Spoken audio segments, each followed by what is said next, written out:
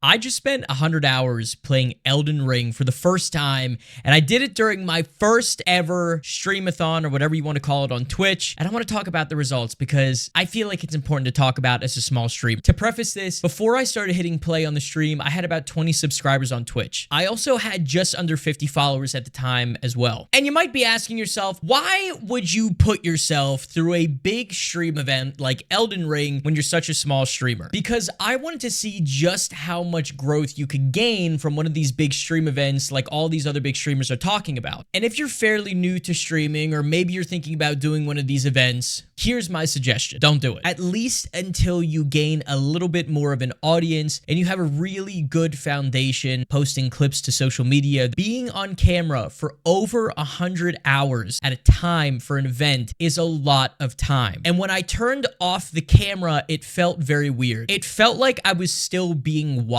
And while it was a great experience for my viewers from what I got out of their reaction, it was a great experience for me as well. It's very difficult to keep that entertainment level and that energy up. You don't have the audience to help support you along the way. Now, I'm not saying small streamers can't do this, but I think your time would be utilized more efficiently if you were to stick to a regular streaming schedule and continue garnering and building a great community of people that help you not only push out your stream, but help you push through whatever big event that you have planned for the future. The next thing I want to talk about is engagement. Now, I mentioned keeping your energy level up during the stream is difficult enough when you're a small streamer doing a big event like this, but actually engaging the audience in between scenes, when you're on break, having conversations, or maybe involving them in some sort of TTS, or managing your channel points to where they can spam sometimes, or doing something that helps keep them involved during an extended period of time is a lot more difficult than it might seem. So I would advise that anybody thinking about doing a big event like this where you're streaming for multiple days at a time to understand how to keep your audience engaged and implement things along the way that keeps your average viewership high during the event. Throughout this entire event, looking back at the stats, it looked like my average viewership was dropping every day that went by. And while there were some followers and audience members that hung on till the very end, something you might not realize is during big events like this, your average viewership will most likely drop because your audience, for the most part, already expects what's going to happen. And if you're playing a game that's as extended and requires a lot of focus as Elden Ring, it's really hard to maintain engagement and conversations with your audience as opposed to other games where it doesn't require as much focus on the game. The next thing I want to talk about is social media. During this entire stream event, I had scheduled social media breaks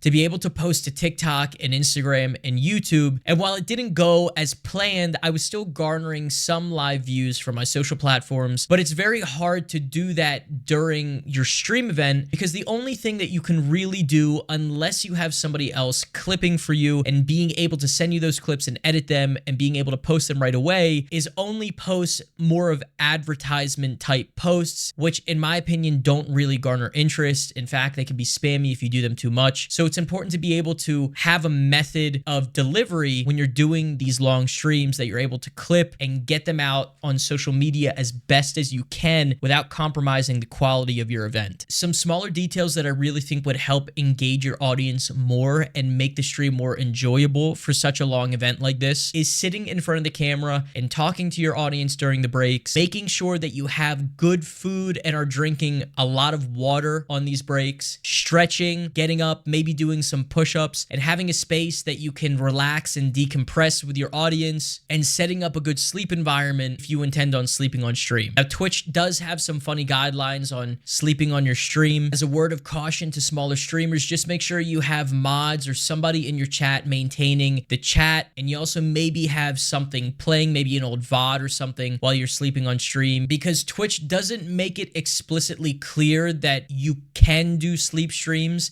They don't advise it because they basically require you to be engaging with your audience at all times when you're on camera. And also make sure that when you're about to go to sleep, do not put yourself in any sort of category. Because if I kept myself in the category of Elden Ring while I was sleeping, Twitch could see that as misleading to the audience or followers or anybody coming into the chat, and I might get flagged for it. I might get banned for it. And lastly, I want to talk about the results of the stream. So for over 100 hours of streaming, I gained almost around 20 subscribers subscribers, a majority of them being gifted subs. And I gained around 14 followers during the duration of the event, bringing my total subscriber count to 42 and my following to 62. None of the followers were bots, which was good. Nearly every follower that I gained during the event came over from TikTok with the videos that I was posting during my social media breaks, trying to get people to come over to the stream. Overall, I would love to do stream events again. This wouldn't be something that you'd be able to maintain month after month after month unless you had a dedicated social media team helping you produce the content that surrounds the stream. And I would also advise smaller streamers to focus more on the daily routine of just building an audience and good community that helps you progress further, that when you do a big event like this, it's not going to feel like you're stuck. But streamers should also be very conscious of where they're putting their time into certain things when they're doing this or trying to make a career out of this, because it's important. Big events are great, gives you and your audience something to look forward to. I had such a fun time doing this, but don't let these big events take away from the daily grind and practice that it takes to truly become great at a full-time streaming career. So that's all I have for you guys today. By the way, I died 702 times throughout my entire first playthrough of Elden Ring. It was such a fun game. I do want to do this again at some point. Absolutely. I want to do it with the DLC. We might even start a new game and start fresh. I also just want to throw a huge shout out to everybody that came into the stream at the time. It was so much fun. I had so much fun with you guys. To everybody that followed and subbed, thank you, thank you, thank you. I appreciate you, and we're only going up from here. So I'll catch you guys in the next stream in exactly an hour and 45 minutes. I'll catch you guys real soon, and have a great day.